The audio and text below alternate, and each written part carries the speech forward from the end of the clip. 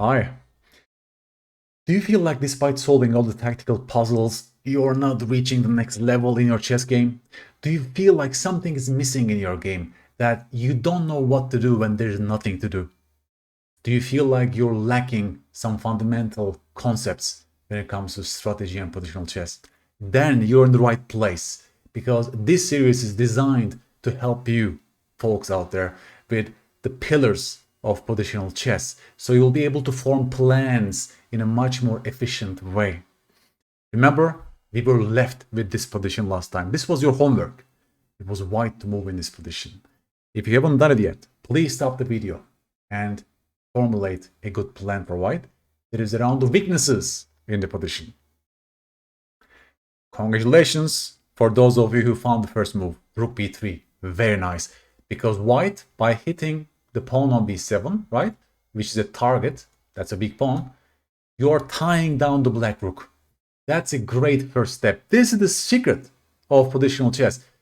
Simply by attacking weakness in the position, you can tie down the enemy pieces. So look at this rook.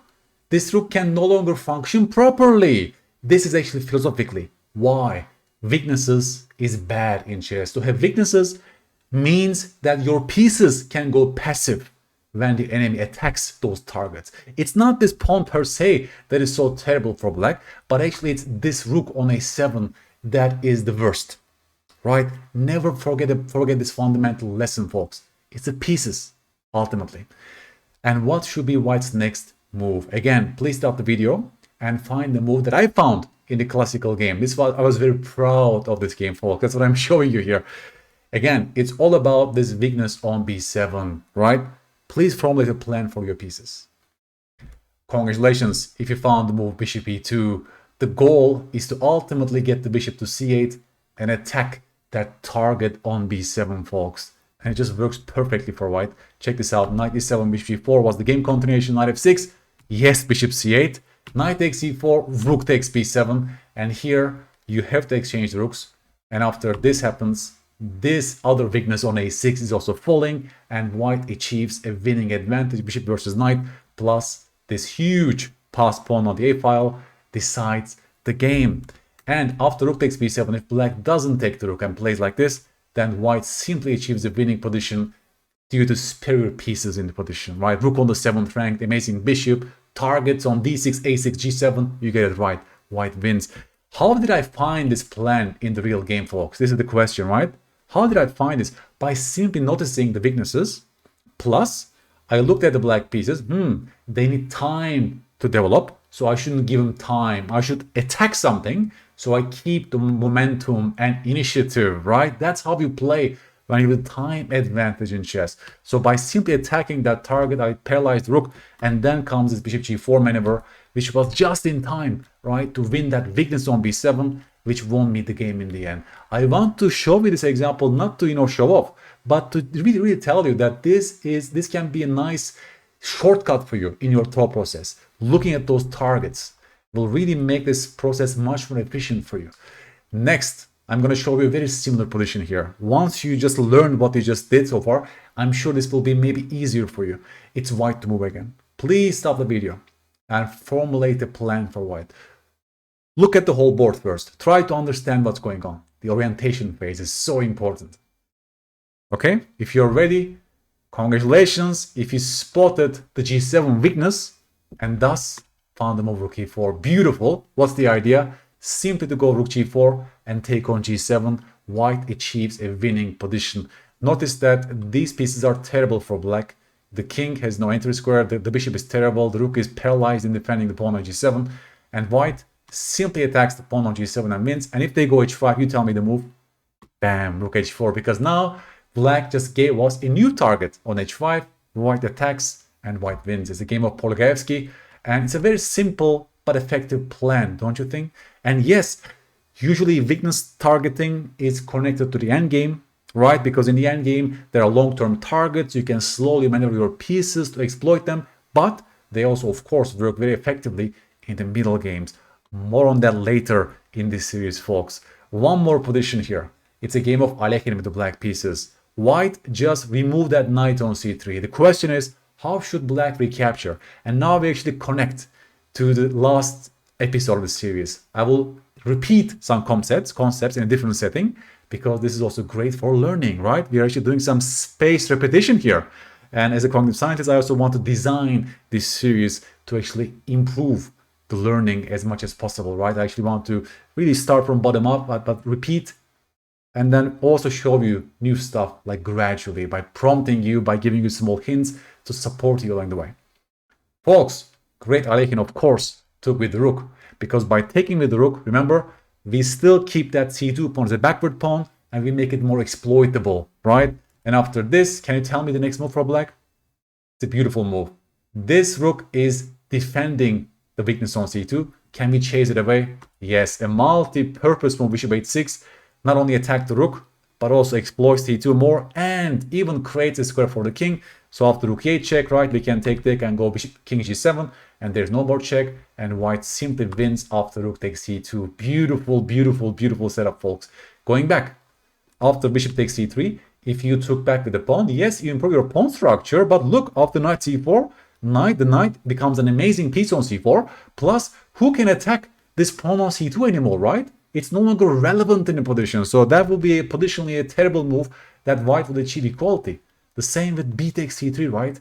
After knight c4, white is completely fine in this position, so you cannot miss such critical moments. That's exactly why this position is in this video, folks, because it's so instructive. But here you see, by looking at those targets, you can choose the right continuation. Okay? One more example, folks. It's black to play. Please stop the video and formulate a good plan for black. This also connects to the first episode in the series.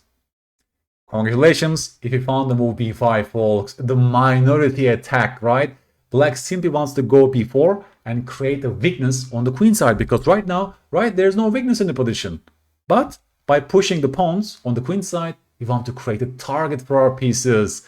This is a pitch perfect, stock standard textbook minority attack in action. Black has only 2 pawns versus 3, right? So black just pushes the minority on the queen side. If they go a3, tell me the plan. Yes, a5. We insist, right? We want to insist on our plan of b4, which will eventually give us a target on the queen side. For example, b4.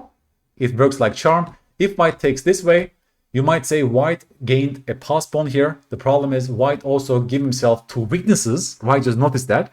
Plus, black can go b3 to isolate that pawn, to stop all kind of rook c2 business, and also in the future, right, invade and also attack those targets on b2, d4, and you might even call this pawn a weak pawn, right? Minority attack is achieved. If after this, after b4 move, by the way, if white takes this way, right, it's already working perfectly for black, because no matter what you do, I will eventually take your pawn. Black has several different ways, by the way, and this is exactly what black was aiming for, right? Clear target. Also, this pawn is overextended, and black achieves beautiful pieces. Plus, by doing this pawn storm right on the queen side, black also activates the rook on the b file. So going back, masters, they see these plans instantly because of the pawn structure. But even if you follow this very simple logic of right now I don't have any weaknesses, can I create one? Can I create a weakness for my pieces? Then you can find such plans also in your games. But of course, it's good to learn, typical patterns, so you don't need to reinvent the wheel, of course. But this is the stock standard minority attack in action. Can work in Carlsbad pawn structure like this in a perfect way. Now, this position, folks, this will combine what we've seen so far in this series. It's a game of Petrosian with the white pieces. Can you please stop the video right now and formulate a plan for white by looking at those weaknesses in the position? Can you improve your position in 2 or 3 moves with white? Congratulations if you found the first move, knight a5, which is hitting the weakness on b7. Beautiful. It forces black to push the pawn. After b5, can you tell me the follow-up? Obviously, right? This knight has gained this beautiful c6 outpost as a result of attacking a target. And after queen e8, I want you to again stop the video here and formulate a nice plan for white. Please find a good move, great positional move that creates a weakness in the position. And that's my small prompt or hint for you who needs it. Find a move that will create a clear target for your pieces. Congratulations, folks. If you found the move c4, an amazingly powerful positional move from a great positional player, Petrosyan, what's the point? Well, I'm forcing you to take my pawn on c4 literally. And after this, can you notice that the a6 pawn has become a clear target in the position. My queen improved, my knight has improved significantly, and you're busted on the queen side. It's collapsing for black on the queen side. So this is the secret of positional chess, folks, right? Just going back here. He notices these things instantly. Of course, the grandmaster, but even us, by noticing those targets, by paying attention to those targets, we can actually come close to finding such plans. Because the underlying idea, again, is very simple. You want to orient yourself towards the weaknesses, and you want to create one if the enemy doesn't give you directly. Right here, for example, c4, it doesn't give black any clear target because black pieces are so terribly restricted. Just look at those three pieces. By the pawn chain, by the pawn on b4, for example, they have no clear access towards good squares. But the white pieces are gaining more scope as a result of this, right? Pawn play this time connects to weakness creation, and white won a very nice game from this position. One of the fundamental lessons of today's video can be summarized by this position, folks. Please have a look. It's Botvinnik versus Alekhine. And first of all, I want you to evaluate this position. How would you judge this position? Is white to play? What you're seeing right now? Tell me. What are your observations about this position? Interesting, right? White has a crashing advantage here despite material equality. Why? It's purely because of the weaknesses and the pieces in the position. Black has clear weaknesses. All those 4 pawns are weak. And this is actually paralyzing the black pieces as a result. Remember the first position of today's video? Weaknesses are bad truly because of the pieces. Our pieces has to tie down, has to go passive, has to be on the back foot to defend those targets. And that's exactly why white achieves the winning advantage after rook f5. It's a terrible position for black, and Botvinnik won this game very, very easily from this position. So this is the fundamental role of why we should pay attention to the weaknesses. We should try to create them, and we should attack them if we can. Because many players say, well, what's the point of me attacking a weakness because they will defend it? So what? Well, think again, right? Because purely by attacking a weakness, as in this case, or as in this case, right? You're actually paralyzing the black pieces. Look at that knight who needs to defend the weakness on b6. Look at this rook who needs to defend all these weaknesses. Rooks are designed for attacking in chess. Rooks hate defending weak pawns like that. So this really, I love this example because it really highlights all the good things that I want to give you in this series, folks. I hope you find it interesting and beautiful. Finally, I want to give you a position as a homework. In this position, folks, it's a great Smith law for the black pieces. It's black to move. I want you to formulate a plan. That will be your homework until next time.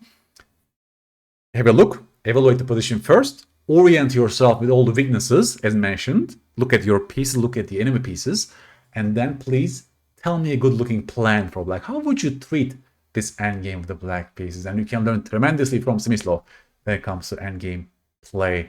I hope you liked what you've seen so far in this video, folks. Please give me a like so we can reach more people and make them great strategic endgame players. And please check out my Chessable courses that contains very similar content on strategic chess and positional principles. And I will catch you on the next video of this series. And have a great day. I will catch you soon. Bye-bye.